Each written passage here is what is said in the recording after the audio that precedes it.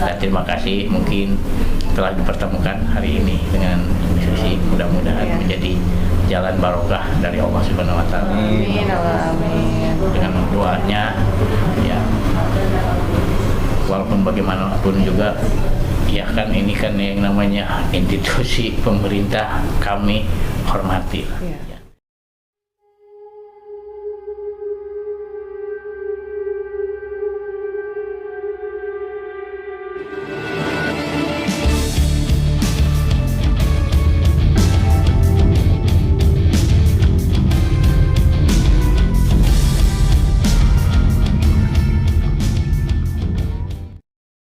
Assalamualaikum warahmatullahi wabarakatuh. Kembali lagi bersama saya Suci. Alhamdulillah pada kesempatan hari ini saya bisa bersilaturahmi bersama Pak Yosef, Pak Fajar, dan Pak Deden. Apa kabar nih Bapak-bapak? Alhamdulillah. Alhamdulillah sehat ya. Pak Yosef gimana, sehat Pak? Alhamdulillah badan sehat. Dan sehat ya. Tapi ya. Semangat terus ya Pak ya. Pokoknya minum vitamin Pak biar sehat. Sekarang lagi musim hujan nih ya. Udah mulai jaga kesehatan. Nah, betul. Oke teman-teman, di sini saya sekali lagi mengingatkan bahwa Misteri Mbak Suci ini coba untuk netral ya dan tidak berpihak kepada kubu manapun gitu. Terima kasih Bapak sebelumnya sudah mengizinkan saya silaturahmi ke sini ya. Tidak ada direncanakan ya. Kita alhamdulillah mungkin sudah berjodoh hari ini ya, bisa ketemu. Akhirnya saya bisa ketemu nih, selama ini kan saya lihatnya di media aja nih sama Bapak Fajar. Belum ketemu sama Bapak juga, sama Pak Deden juga nih. Akhirnya bisa silaturahmi ke sini. Pak, mungkin di sini saya mau nanya-nanya dikit. Siap, ya. Dikit apa banyak boleh ya, Pak? Oke, Pak ya. Di sini saya ada siapkan beberapa pertanyaan. Yang kemarin kan masalah apa ya, geger dari mungkin informasi terupdate ya, masalah handphone ya, ponsel ya Pak ya.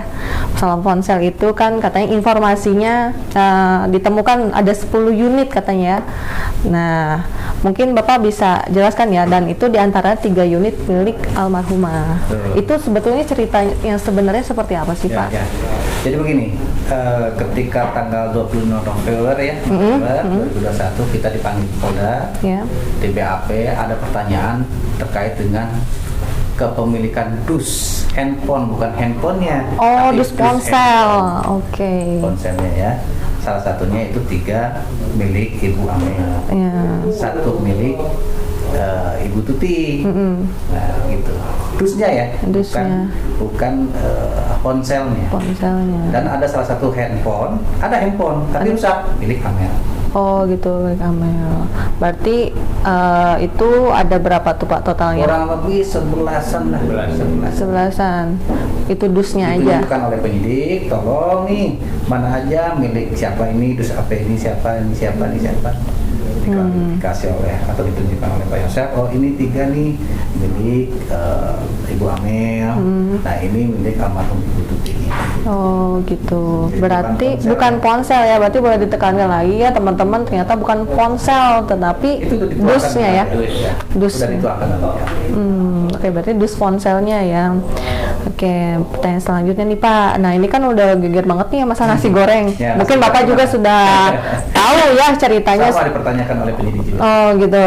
Nah ini tentang nasi goreng nih Pak. Ada sisa nasi goreng yang sempat jadi pertanyaan penyidik ya dan netizen akhir-akhir ini nih. Sebenarnya nasi goreng itu sisa makanan siapa Pak?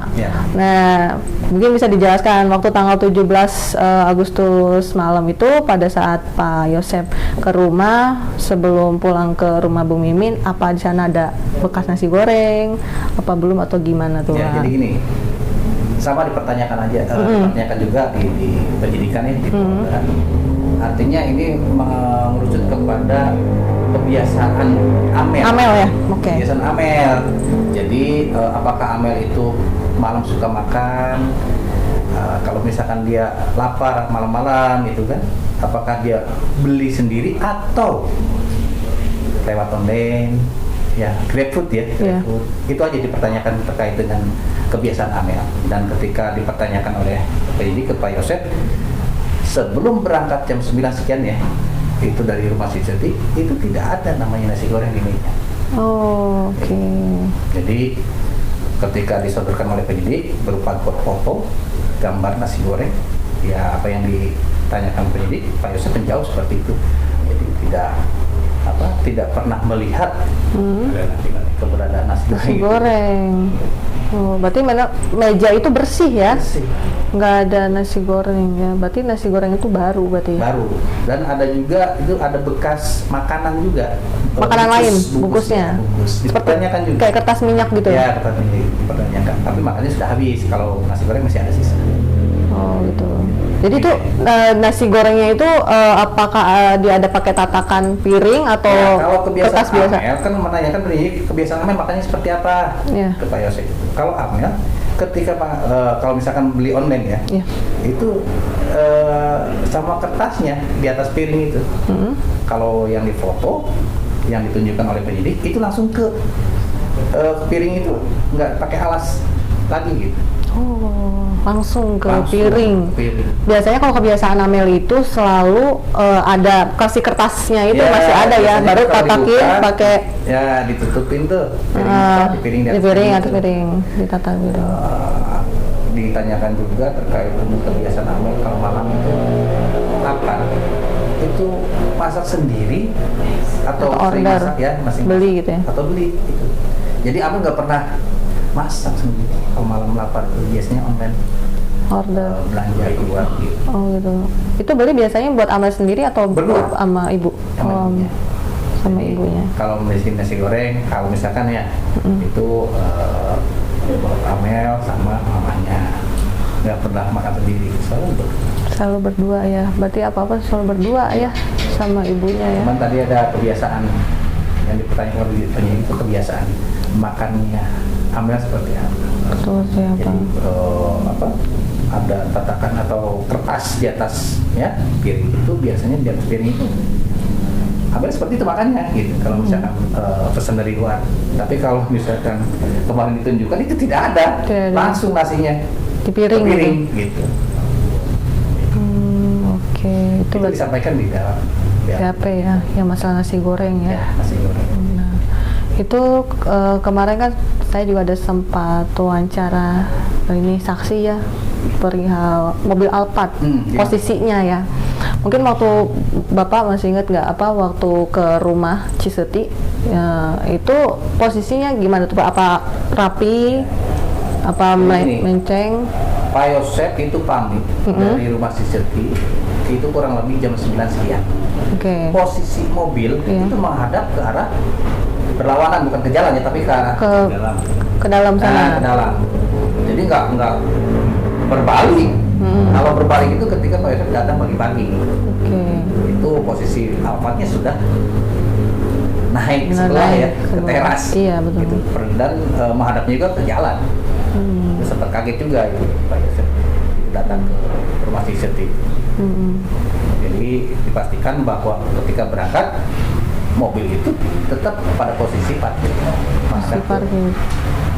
Kemana ya? Arah sana tuh? Ya, ke dalam, ke kebun sana ya, ke arah kebun ya. Bukan mengarah ke jalan.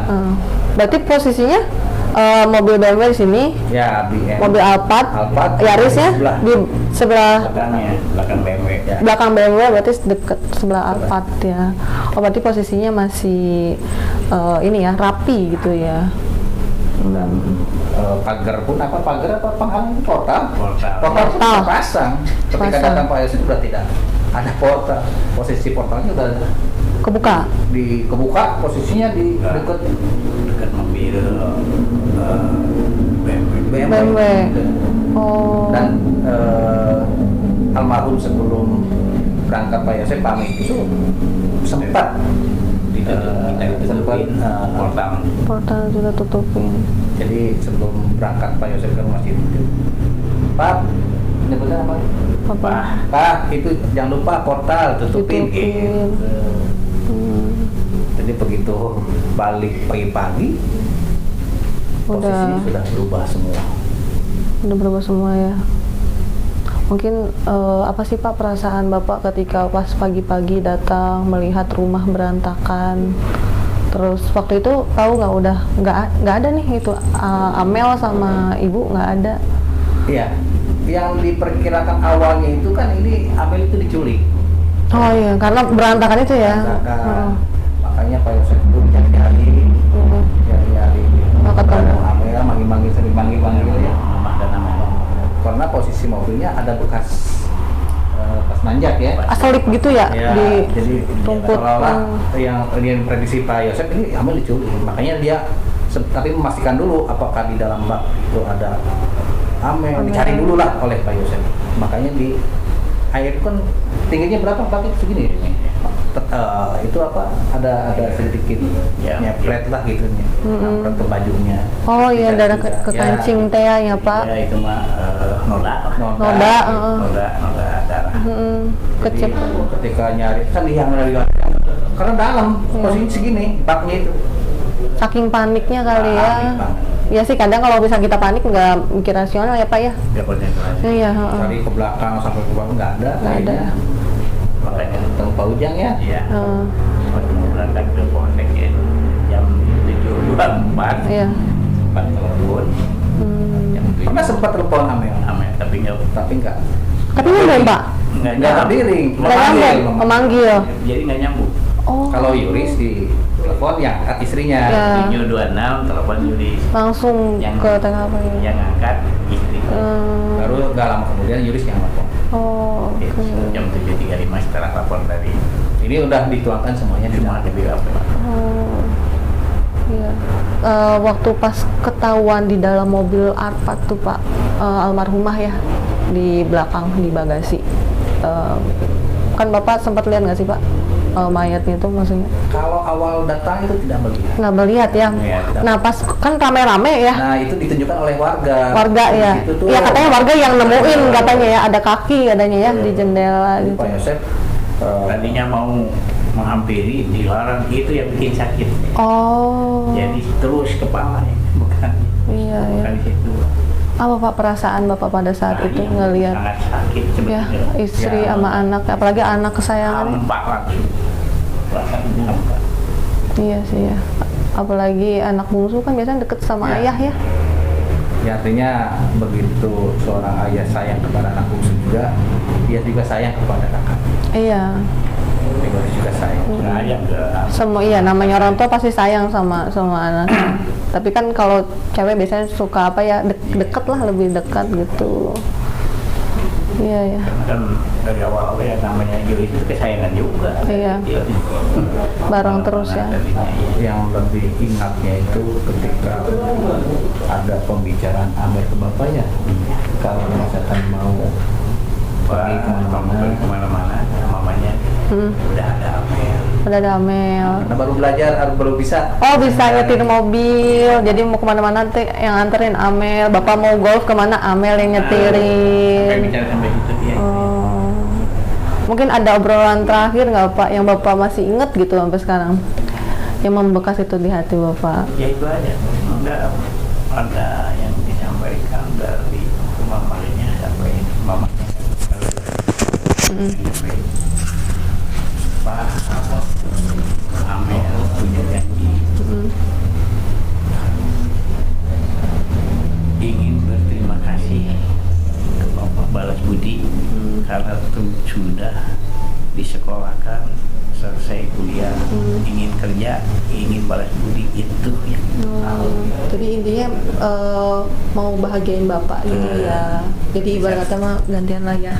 Amel yang bahagiain Bapak ya. Itu yang kesan terakhirnya. Iya, Bicara terakhir. Pasti semua itu pasti gimana gitu ya. Apalagi Bapak ya orang tuanya ya yang lebih dekat. Iya Pak, benar-benar juga kan yang namanya gimana juga yang namanya ke Yuris juga kan anak ya sayang juga. Iya. Karena dari kecil gimana sampai dibawa kemana-mana juga dia juga gitu. Diasuh semua ya. Iya. Mamanya juga sebetulnya sama Yuri itu sayang. Sayang ya. Ya kita doain aja ya Pak, semoga cepat terungkap ya siapa pelakunya ya. Ya, terutama semoga almarhum Mama dan Amel diterima iman Islamnya. Amin amin. Ya pun di segala dosanya, dosa yang terasa maupun yang tidak terasa, dan jadi husnul khotimah selalu saya sampaikan. Ahli surga. Ya, semoga Pasti ya. husnul khotimah dan yang namanya syahid ya, termasuk syahid. Semoga diangkat derajatnya oleh Allah, diangkat derajatnya Allah, dimuliakan oleh Allah, dimuliakan oleh Allah. Terutama disempurnakan oleh Allah, disempurnakan oleh Allah ini, Allah yang maha sempurna, dan semoga dia ditempatkan di surganya yang mulia oleh Allah Subhanahu Wa Taala. Amin. Ya, doa. Semoga tetap tercurahkan seperti itu. Yang selalu sampaikan. Itu doa Bapak untuk kedua almarhumah ya. Mungkin Bapak ada pesan Pak buat teman-teman misteri Basuci yang ada di rumah dimanapun.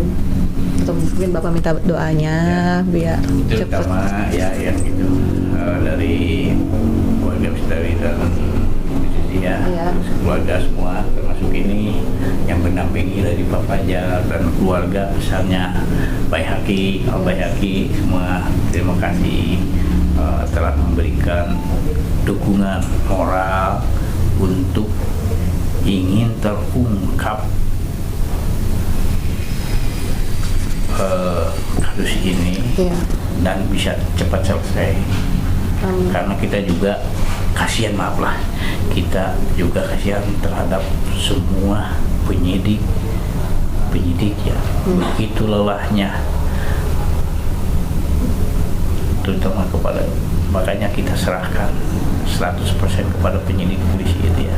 Kita yakin ini walaupun bagaimana pun juga proses dan tidak kemungkinan yang namanya masalah akan terungkap di akhir, cuma proses gitu ya. Kita tidak mau tekan, yang penting air mengalir lah. Semoga semuanya bisa selesai dengan baik dan itunya bisa terungkap pelakunya gitu aja. Kalau ini kan makanya saya juga ngomong semoga harapan gitu, sesuai dengan hukum yang berlaku di Indonesia itu aja. Ya, kami ucapkan kepada seluruh masyarakat Indonesia ya, alhamdulillah, mudah-mudahan dengan doanya ataupun fitnahnya yang berasumsi kepada saya, mudah-mudahan menjadi doa yang terbaik. Saya terima, walaupun bagaimanapun juga yang namanya manusiawi ya, manusia itu kan ada pro dan kontra, tapi kami tidak ada dendam sedikit pun, karena ini adalah sudah ujian dari Allah. Cuma kalau ditanya banyak, ini maaf, saya suka ngomong masih lebih keras pendamping atau pengacara kepada saya dibanding penyidik. Kenapa? Saya ditekan betul-betul sampai ditanya itu sebelumnya nih, sampai ditanya. Jadi sebelum saya menerima kuasa itu saya sidang dulu saya. Jadi Jangan tidak sampai semudah itu. Saya ditekan semua. Disumpah oleh saya juga. Ya, terutama itu tadi dengan Pak Rohman itu, kepada saya terus ini semua nanya. Jadi untuk meyakinkan kami, jangan sampai ada tahu dari pihak orang lain. Oh betul. Sampai begini semua juga, Pak Rohman atau Pak Fajar, jangan sampai begini, Pak, tidak sedikit katanya. Sekarang ngomong tidak, akhirnya mengakui. Nah itu saya takut. Nah saya meyakinkan jauh-jauh sebelumnya bahwa saya tidak pernah melakukan dan tidak pernah menyuruh orang. Itu saya sampaikan sampai di 3 kali ini pakai Quran untuk meyakinkan saya. Itu maaf kan kesininya ya saya dipakai untuk sumpah pakai Quran dari penyidik, tapi saya sebelumnya juga udah jadi udah duluan, jadi gitu. Makanya saya juga terima kasih kepada Bapak yang memberikan suatu support dan doanya, dengan bapaknya juga orangnya bapak-bapakinya suka memberikan. Jadi kami juga adanya Pak Rohman dengan Pak Fajar, bukan saya yang minta, tapi adik saya Pak Mo yang ngasih itu.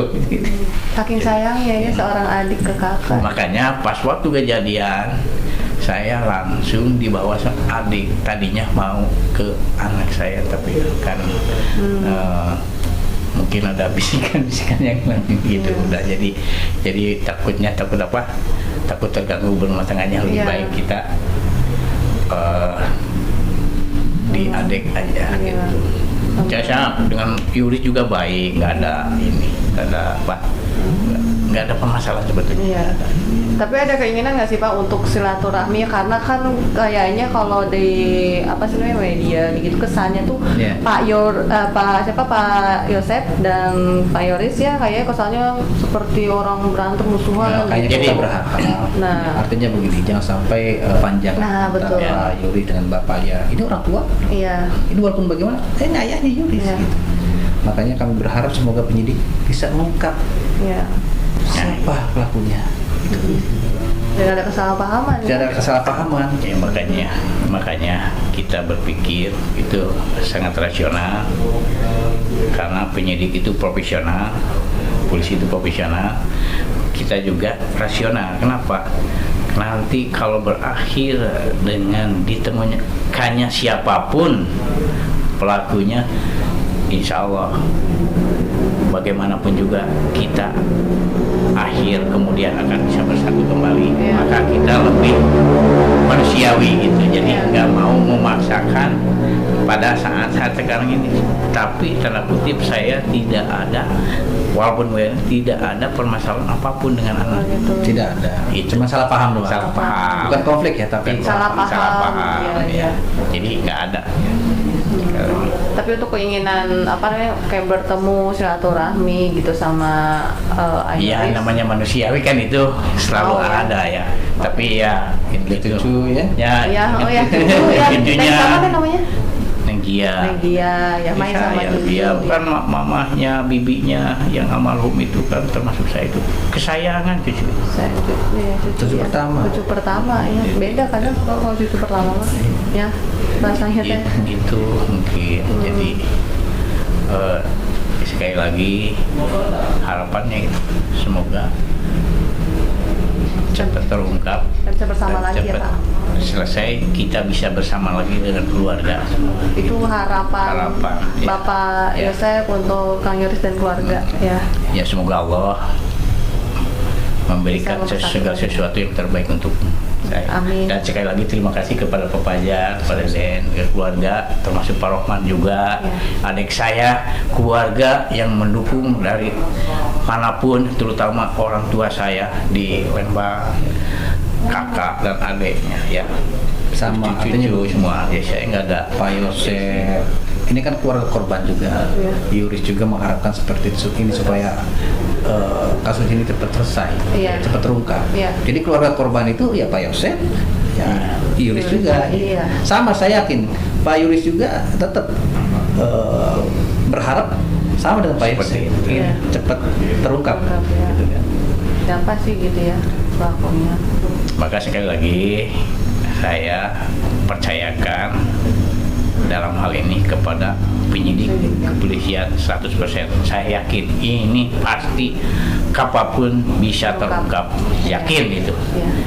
Kita berdoa sama-sama ya. Amin. Allah ya Rabbal. Semoga cepat terungkap siapa pelakunya ya. Buat teman-teman Misteri Mbak Suci juga bantu supportnya terus ya. Kita kawal terus kasus ini ya Pak ya.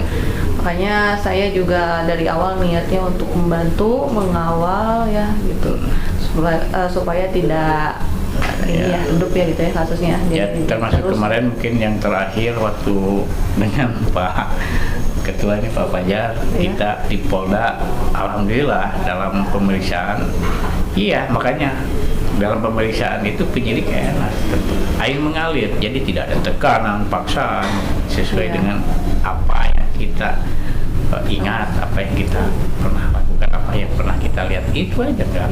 Jadi tidak jauh dari hal-hal, makanya lebih menekankan terhadap saya itu dengan segalanya hanya oleh pendamping pengacara, termasuk Pak Rohman, Pak Fajar. Jadi dia itu taruhannya jangan sampai memalukan di akhir, kemudian itu aja.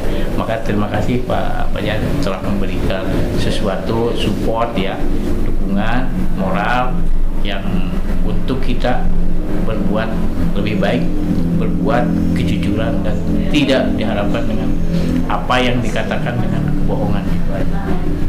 Dari masalah ini itu aja yang diminta dari beliau pendamping saya, ya dari Pak Rohman termasuk Pak ya. Sekali lagi terima kasih, mungkin telah dipertemukan hari ini dengan sisi, mudah-mudahan menjadi jalan barokah dari Allah Subhanahu wa taala. Amin. Dengan doanya ya, walaupun bagaimanapun juga ya kan ini kan yang namanya institusi pemerintah, kami hormati lah ya. Hormati apapun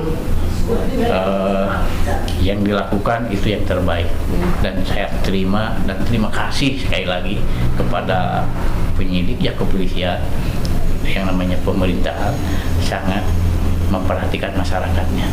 Mudah-mudahan menjadi doa yang terbaik untuk ke depan. Amin. Amin. Cuma situ. Oke, mungkin dari Pak Fajar. Cukup sama harapannya. Intinya pengen cepet terungkap aja ya. Jangan sampai iya tadi saya sampaikan, ini jangan sampai ada salah paham lagi. Itu aja sih sebelumnya. Karena kan hubungan anak dan bapak kandung. Iya. Ini keluarga korban, Pak Yuris juga keluarga korban ya, sama-sama keluarga korban ya. Biar tidak ada salah paham lagi, rukun biasa, aktivitas biasa. Itu aja sih harapan kami sebagai merasa tertolong Pak Yosef.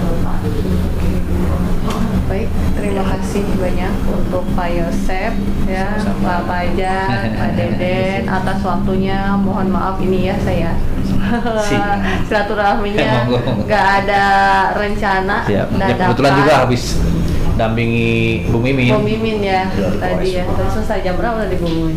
Selesai jam 4. Jam 4 ya. Oh ya udah. Oke teman-teman, terima kasih banyak ya buat teman-teman. Mungkin itu saja cukup ya tadi ngobrol santainya bersama Pak Yosef, Pak Fajar, dan Pak Deden. Pokoknya kita semua doakan saja segera terungkap ya kasus ini. Kita kawal terus ya teman-teman. Siapapun nanti pelakunya, kita doakan saja yang terbaik ya. Mungkin itu saja dari saya Suci pamit undur diri. Wabillahi taufiq wal hidayah. Wassalamualaikum warahmatullahi wabarakatuh. Waalaikumsalam.